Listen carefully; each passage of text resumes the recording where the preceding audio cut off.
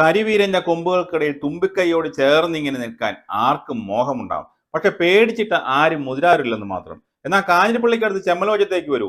ജോഷി പോലീത്ത് തന്റെ കരവിരലിൽ തീർത്ത കരിവീരനെ കാണാം. ശില്പകലയിൽ ഒരു മുൻപരിചയവുമില്ലാത്ത ജോഷി കമ്പിയിലും സിമെന്റിലും തീർത്ത ആന ആരെയും വിസ്മയിപ്പിക്കും. ജോഷി തന്നെ പറയട്ടെ തന്റെ കരിവീരനെ കുറിച്ച്. ജോഷി, സ്വാഗതം, അഭിനന്ദനങ്ങളും. ശില്പകലയിൽ ഒരു മുൻപരിചയവുമില്ലാതെ ഇതെങ്ങനെ സാധിച്ചു? ഞാനൊരു പ്രവാസി റിട്ടേൺ ആണ്. അപ്പോൾ ഇപ്പം ഞാൻ അങ്ങനെ കാര്യമായ ജോലിയൊന്നും ഇല്ലാത്തതുകൊണ്ട് ഫ്രീ ടൈം ഒരുപാടുണ്ട്. അതുകൊണ്ട് യൂട്യൂബിലും ഫേസ്ബുക്കിലും ഒക്കെ ഇങ്ങനെ പരിധി നോക്കുമ്പോൾ ചില ആൾക്കാർ ആനയെ ഉണ്ടാക്കിയിട്ട് ഇങ്ങനെ പോസ്റ്റ് ചെയ്തേക്കുന്നത് കണ്ടപ്പോൾ ഒരാഗ്രഹം എനിക്കും ഉണ്ടാക്കാൻ പറ്റുമോ. ഇതിനു മുമ്പ് ഞാനൊരു ശില്പവും അല്ലെങ്കിൽ ഒരു പ്രതിമയോ വേറെ ഒന്നും അങ്ങനെ നിർമ്മിച്ചിട്ടില്ല. എന്നിരുന്നാലും ഒന്ന് ട്രൈ ചെയ്യാം എന്ന് വിചാരിച്ച് ഞാനൊന്ന് ട്രൈ ചെയ്തതാണ്. ഇതിൻ്റെ സ്ട്രക്ചർ കാര്യങ്ങൾ എങ്ങനെയാണ് ഉണ്ടാക്കുന്നതെന്നൊന്നും എനിക്കറിയില്ലായിരുന്നു. യൂട്യൂബിലൊന്നും അതിൻ്റെ കാര്യമായ ഭാഗങ്ങളൊന്നും ഇല്ല. എന്നിരുന്നാലും ഞാൻ എൻ്റേതായ ഒരു ഐഡിയയിൽ ഇതിൻ്റെ നീളവും വീതിയും ഒക്കെ കണ്ടുപിടിച്ചെന്ന് പറഞ്ഞാൽ നമ്മൾ തന്നെ ഒരു ഐഡിയ ഉണ്ടാക്കിയതാണ്. കൃത്യമായ അളവോ കണക്കോ ഒന്നും അല്ല.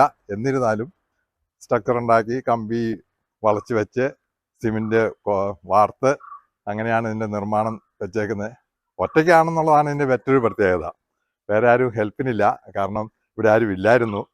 2-3 മാസം എടുത്താണ് ഇത് പണി പൂർത്തിയാക്കാൻ സാധിച്ചത്. ഇനി കുറച്ചുകൂടെയൊക്കെ പണി ബാക്കിയുണ്ട്.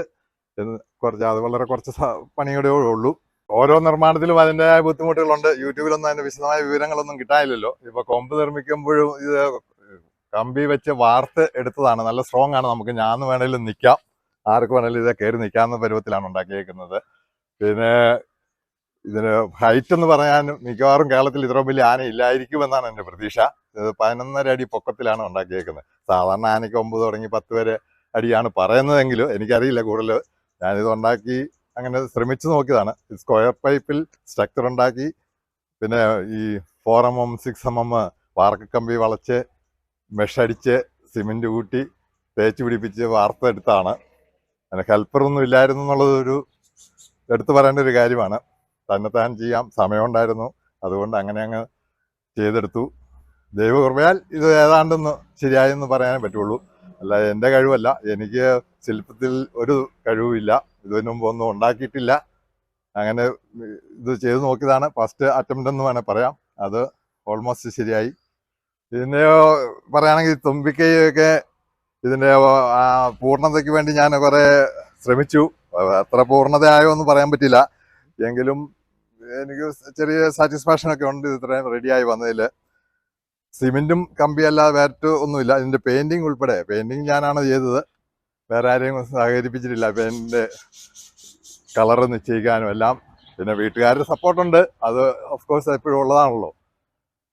എൻ്റെ കണ്ണ് അതിൻ്റെ പെയിൻറ്റിങ് ഒക്കെ ഞങ്ങൾ പല രീതിയിൽ ആലോചിച്ചു. ഏത് കളർ കൊടുക്കണം എന്നൊക്കെ ആലോചിച്ചാണ് ഞാനും വൈഫും കൂടിയാണ് ഒരു കളർ സെലക്ട് ചെയ്തത്.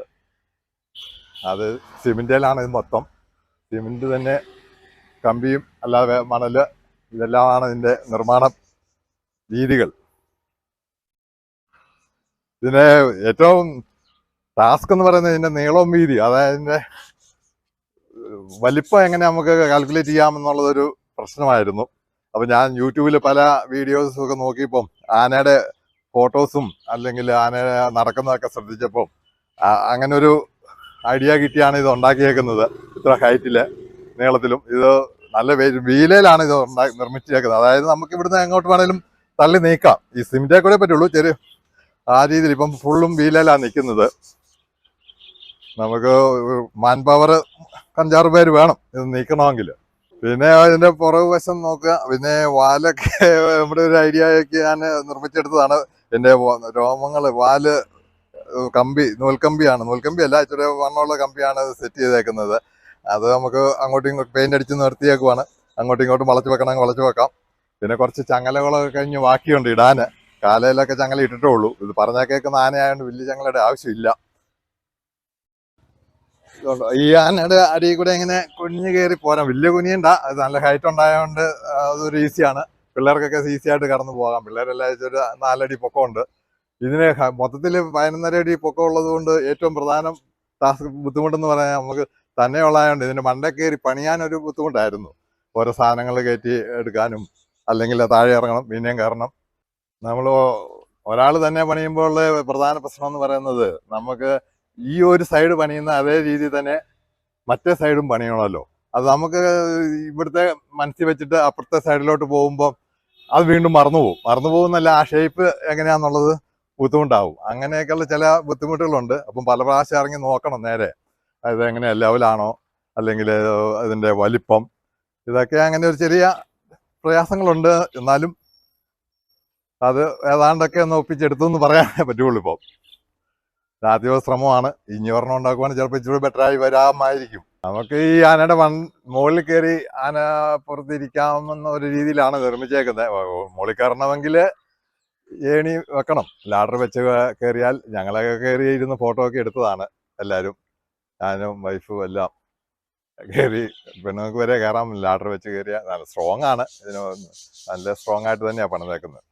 ഇതിപ്പം ഇത്ര വലിപ്പത്തിൽ പണിതപ്പോൾ ഇതിന്റെ വെയിറ്റ് എന്ന് പറയാൻ ഏതാണ്ട് 2.5 ടണ്ണാണ് എൻ്റെ കണക്കൂട്ടില്. സിമെന്റിന്റെയും കമ്പിയുടേതും മണലും എല്ലാം ഉപയോഗിച്ച് നോക്കിയപ്പോൾ 2.5 ടണ്ണിൽ കുറയാത്തൊരു വെയിറ്റ് ഉണ്ട്. അപ്പൊ അതുകൊണ്ട് അതിൻ്റെതായ പ്രയാസം വെച്ചാൽ നമുക്ക് ഒരാൾക്ക് തന്നെ ഇത് മൂവ് ചെയ്യിക്കാൻ പറ്റിയല്ല. ഒരു 4-5 പേര് തള്ളിയാലേ ഇത് നീങ്ങുള്ളൂ. ഒറ്റയ്ക്ക് ഇതിന്റെ പകുതി നിർമ്മാണ സമയം വരെ ഒറ്റയ്ക്ക് നീങ്ങുമായിരുന്നു, മുന്നോട്ടും പുറകോട്ടും സൈഡിലോട്ടൊക്കെ. ഇനിയിപ്പം ആള് കൂടുതൽ വേണം, നീക്കി വെക്കണം, അങ്ങോട്ടും ഇങ്ങോട്ടും ഒന്ന് നീക്കി വെക്കണം. ചില സമയത്ത് മാറ്റി കെട്ടുന്ന പോലെ ആനയെ ചില സമയത്ത് മാറ്റണം എന്നുള്ള വിചാരത്തിലാണ് വീലൽ നിർമ്മിച്ചത്.